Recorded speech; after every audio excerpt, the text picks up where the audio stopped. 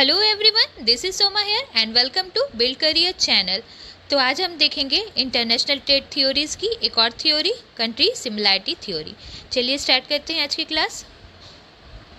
तो please like share subscribe करना channel को।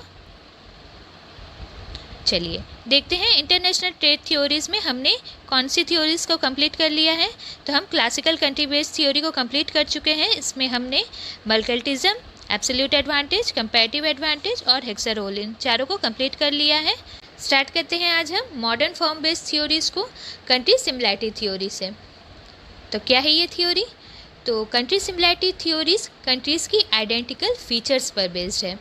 इस थ्योरी की मेन आइडिया क्या है कि जो कंट्रीज़ की सिमिलर क्वालिटीज़ हैं वो सबसे ज़्यादा आपस में ट्रेडिंग करेंगी। क्या क्या क्वालिटीज़ हैं जिनके बेसिस पे कंट्रीज़ आपस में ज़्यादा ट्रेडिंग कर सकती हैं? तो ये क्वालिटीज़ है, अगर ये सिमिलर नेचर्स की हुई तो आपस में ज़्यादा ट्रेडिंग करती हैं। लाइक नेचुरल रिसोर्सेज अगर सिमिलर नेचर की हैं, या फिर कंट्रीज़ की development, saving rate, per capita income अगर सेम है तो ये आपस में ट्रेडिंग ज़्यादा करती हैं। कंट्री सिमिलैरिटी थ्योरी को किसने डेवलप किया है? कंट्री सिमिलैरिटी थ्योरी को 1961 में स्टेफन लिंडर उन्होंने डेवलप किया है। वो क्या है? एक स्वीडिश इकोनॉमिस्ट थे। स्टेफन लिंडर की ये थ्योरी इंट्रा इंडस्ट्री ट्रेड के कॉन्सेप्ट को एक्सप्लेन करती है। कौन सा कॉन्सेप्ट? Intra industry trade. तो बाद में मैं एक्सप्लेन करूँगी आपको कि क्या है intra industry trade. Country similarity theory क्या कहती है कि वो कंट्रीज़ जिनकी सेम डेवलपमेंट स्टेज है, सेम डेवलपमेंट कर रही है, पर कैपिटा इनकम अगर सेम है, तो उन कंट्रीज़ के कंज्यूमर की प्रेफरेंसेस भी सिमिलर इन नेचर होगी। मतलब कंट्री अगर सिमिलर डेवलपमेंट कर रही है, आइडेंटिकल दोनों में डेवलपमेंट है, पर कैपिटा इनकम अगर सेम है, तो कंट्रीज़ के कंज्यूमर की प्रेफरेंसेस भी, नीड्स भी सिमिलर इन नेचर होगी। और इसीलिए इसे फर्म बेस्ड थ्योरी भी कहते हैं। उनका ये भी कहना है कि कंपनीज़ को पहले अपने डोमेस्टिक कंजम्पशन को पूरा करना चाहिए। पहले क्या करना चाहिए? अपने डोमेस्टिक कंजम्पशंस को पूरा करना चाहिए, और उसके बाद जब ये कंपनीज़ एक्सपोर्ट करना चाहेंगी तो अपने डोमेस्टिक नीड को फुलफ़िल करने के बाद कंपनीज़ को उन इंटरनेशनल मार्केट्स को फाइंड करना चाहिए जो कि उनकी होम कंट्री के मार्केट की तरह सिमिलर इन नेचर हो। मतलब अगर उनकी जैसी अपनी देश की कंट्री की मार्केट है, उसी तरह सिमिलर इन नेचर अगर होगी तो ही उस मार्केट को चूज़ करना चाहिए, उस इंटरनेशनल मार्केट को चूज़ करना चाहिए। और क्या क्या देखना चाहिए? कंज्यूमर की टेस्ट, प्रेफरेंस अगर सिमिलर इन नेचर होती है, जैसे कि उनके होम कंट्रीज़ के कंज्यूमर्स की चॉइस थी, तो उन मार्केट्स को सेलेक्ट करना चाहिए। इन सारे एक्सपेक्ट को देखना ज़रूरी है, और इसी वजह से एक कंपनी मोस्ट पोटेंशियली सक्सेसफुल हो पाएगी। तो सिंपली ये थ्योरी क्या कह रही है? ये थ्योरी कह रही है कि कंपैरेबल क्वालिटीज़ को देखती है, कंट्रीज़ की कंपैरेबल क्वालिटीज़ को देखती है फॉर ट्रेडिंग। तो क्या क्या क्वालिटीज़ हैं? मैंने आपको पहले भी एक बार बताया कि natural resources, per capita income और सेविंग रेट्स वगैरह, ये सारी जो क्वालिटीज़ हैं ये अगर सिमिलर इन नेचर की होती है तो जो कंट्रीज़ दोनों की सिमिलर इन नेचर होती है तो ट्रेडिंग किया जा सकता है। कंट्री सिमिलैरिटी थ्योरी कुछ प्रिंसिपल पर बेस्ड है। चलिए देखते हैं क्या है ये प्रिंसिपल्स। तो अगर दो कंट्रीज़ की डेवलपमेंट पैटर्न रिलेटेड है, यूज़र कंडीशन अगर सेम है, तो वहाँ की कंज्यूमर्स की, कस्टमर्स की भी सेम वैल्यू और सेम क्वालिटीज़ के गुड्स की डिमांड करेंगे। सेकंड क्या है? सिंस जो मेजॉरिटी ऑफ प्रोडक्ट है वो डोमेस्टिक मार्केट की रिक्वायरमेंट को ध्यान में रखकर बनाया जाता है, अपने डोमेस्टिक मार्केट की रिक्वायरमेंट को देखा जाता है इसमें, और अनदर कंट्री जिनकी इकोनॉमिक और कल्चरल पैटर्न सेम है वहीं ट्रेडिंग पार्टनर बन सकते हैं। तो दोनों की सिमिलर इकोनॉमिक और कल्चरल पैटर्न होनी होगी, तभी ट्रेडिंग पार्टनर ये आपस में बन सकेंगे। यहाँ पर जियोग्राफिकल लोकेशन, जियोग्राफिकल फीचर्स को भी इम्पॉर्टेंट माना गया है। तो दूर वाले जो जियोग्राफिकल लोकेशंस हैं वहाँ से ज़्यादा बेहतर ट्रेडिंग अपने पास वाली कंट्रीज़ में होती है। जिन कंट्रीज़ की सिमिलर नेचर की इकोनॉमिकल और पॉलिटिकल इंटरेस्ट है वो कंट्री आपस में ज़्यादा ट्रेडिंग करते हैं। मतलब दोनों को आइडेंटिकल होना होगा, आइडेंटिकल नहीं भी हो, सिमिलर इन नेचर के होने ही होंगे। उनकी development pattern, political interest, economical interest जो भी है, ये सारी जो कंडीशंस हैं, नेचुरल रिसोर्सेज, ये सेम सिमिलर इन नेचर होंगे, तभी ये कंट्रीज़ आपस में ट्रेडिंग कर सकती हैं। चलिए अब हम चलेंगे एजम्पशंस की ओर। चलिए देखते हैं क्या क्या है एजम्पशंस। तो फर्स्ट एजम्पशन, डेवलप कंट्री की जो लोगों की चॉइसेस और प्रेफरेंसेस हैं वो दूसरे डेवलप कंट्रीज़ के कंज्यूमर की चॉइसेस से मैच करेंगी।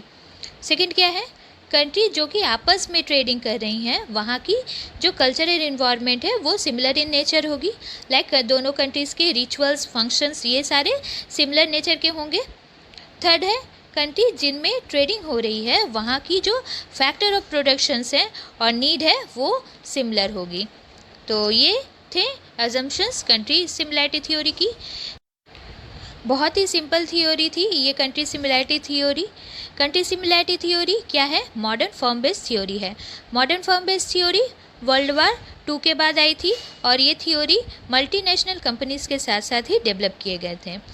फर्म बेस्ड थ्योरी प्रोडक्ट के साथ साथ सर्विस फैक्टर्स जैसे कि क्वालिटी, टेक्नोलॉजी, ब्रांड और कस्टमर लॉयल्टी पर भी फोकस करती है, जिसके थ्रू ट्रेड फ्लो को और भी हम बेहतर तरीके से समझ सकते हैं। तो थ्योरी क्या थी, इस थ्योरी में बेसिकली तो 2 तरह की ट्रेडिंग की बात कही गई है। चलिए अब हम 2 तरह की ट्रेडिंग को देखते हैं। तो कंट्री सिमिलैरिटी थ्योरी नाम से ही पता लग रहा है, फिर भी मैं एक बार आपसे ब्रीफ डिस्कशन कर रही हूँ कि जस्ट बता रही हूँ मेन इसकी थीम कि कंट्री सिमिलैरिटी थ्योरी अगर सिमिलर दोनों कंट्रीज़ की डेवलपमेंट पैटर्न है, इनकम पर कैपिटा इनकम अगर सेम है, अगर सेविंग्स की रेट सेम है, वहाँ की नेचुरल रिसोर्सेज अगर सिमिलर इन नेचर है तो ये दोनों कंट्रीज़ आपस में बेहतर तरीके से ट्रेडिंग कर सकती हैं। तो इस थ्योरी में 2 तरह की ट्रेडिंग की बात को यहाँ पे इंक्लूड किया गया है। तो चलिए देखते हैं कि कौन सी 2 तरह की ट्रेडिंग है। तो first of all inter industry trade. क्या है इंटर इंडस्ट्री ट्रेड का मतलब? इंटर इंडस्ट्री मतलब 2 अलग अलग इंडस्ट्री में ट्रेडिंग होना।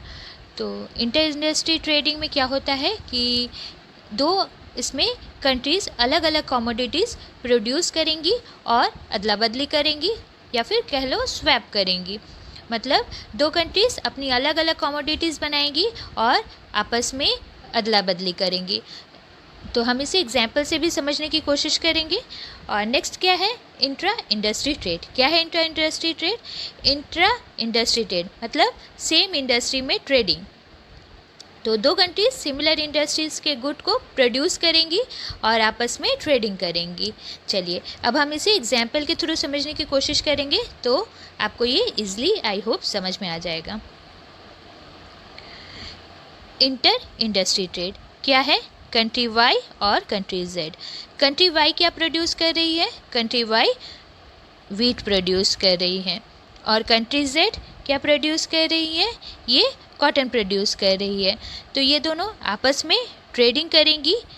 तो क्या होगा, कंट्री वाई अपनी वीट जो है कंट्री जेड को देगी और कंट्री जेड जो है वो अपनी जो कॉटन प्रोड्यूस कर रही है वो किसे देगी? कंट्री वाई को। और इसे हम क्या कहेंगे? Inter industry trading. चलिए नेक्स्ट देखते हैं इंटर इंडस्ट्री ट्रेडिंग क्या है। इंटर इंडस्ट्री ट्रेडिंग मतलब सेम इंडस्ट्री में ट्रेडिंग करना। ये स्टील और कंट्री जेड भी क्या प्रोड्यूस कर रही है? स्टील। बट वो स्टील में कुछ और प्रोडक्ट बना रही है और कंट्री जेड कुछ और प्रोडक्ट बना रही है। बट इसकी जो इंडस्ट्री क्या है? स्टील इंडस्ट्री है।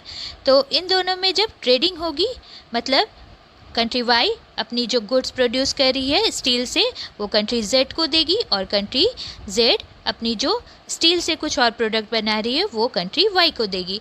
तो इस ट्रेडिंग को हम क्या कहेंगे? Intra industry trade. तो आई होप आपको ये क्लास अच्छी लगी होगी। अगर क्लास पसंद आए तो प्लीज़ लाइक शेयर करना। Thank you for watching this class.